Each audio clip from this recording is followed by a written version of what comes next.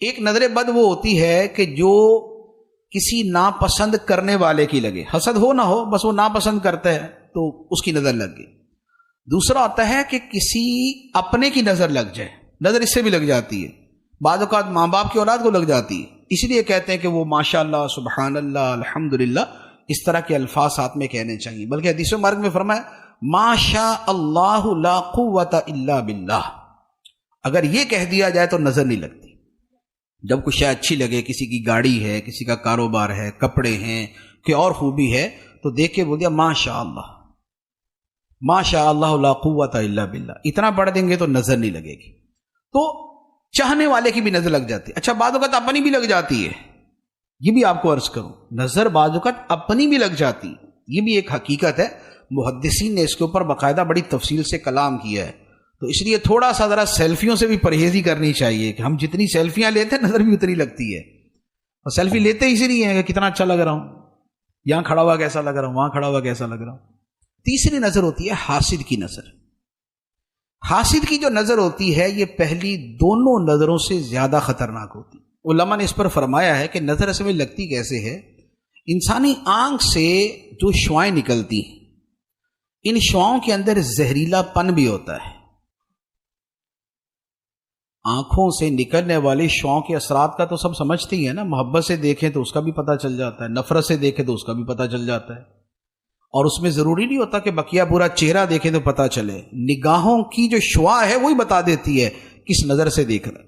ٹھیک، تو اب کیا ہے کہ جب انسان حسد کے ساتھ کسی کو دیکھتا ہے تو جو اس کے دماغ کے اندر زہر پیدا ہوتا ہے وہ اس کی ان شعاؤں کے ذریعے سامنے والے پہ اثر کرتا ہے، اور یہ اس کو جو ہے وہ نقصان پہنچاتا ہے۔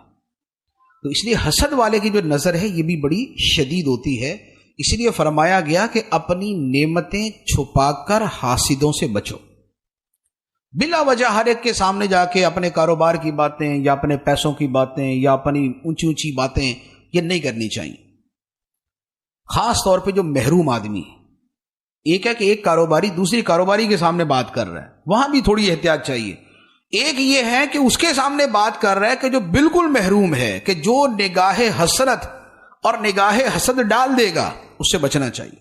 پچھلے زمانے میں علماء کیا فرماتے تھے کہ بازار سے کھانا خرید کے نہ کھاؤ، کھانا گھر کا ہونا چاہیے۔ اب تو ہمارے زمانے کا کلچر ہی چینج ہو گیا، تو اب تو وہ والی باتیں کرنا بھی بڑا عجیب لگے گا کہ یار باہر سے نہ کھانا کھائیں، ہمارے تو گھر میں پکتا ہی نہیں ہے، ہم تو 3 ٹائم کا باہر سے کھاتے ہیں، صبح کی پوری باہر سے ہے، رات کے برگر پیزا باہر سے ہیں۔ تو لیکن علماء پہلے کیا فرماتے تھے کہ باہر سے نہ کھاؤ، اس کی وجہ کیا تھی؟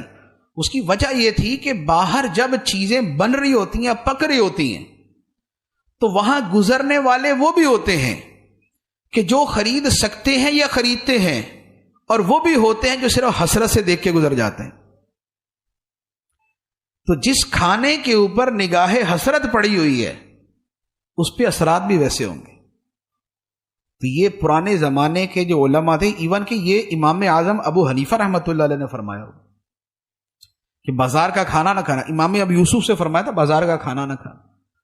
تو یہ چیزیں جو ہیں ان کے اثرات ہوتے، تو اپنی نعمتیں چھپا کے حاسد سے اور حسرت والے سے بچنا چاہیے، اور بالفرض اگر محسوس ہو کہ نظر لگ گئی یا محسوس نہ بھی ہو تو جو سنت ہے کہ سورہ فلق اور سورہ ناس پڑھ کے روزانہ رات کو اپنے اوپر یا اپنے ہاتھوں پہ دم کر کے اپنے بدن پہ، چہرے پہ، جہاں جہاں ہاتھ پہنچے وہاں پر پھیر لیں، تو انشاءاللہ یہ نظر سے حفاظت رہے گی۔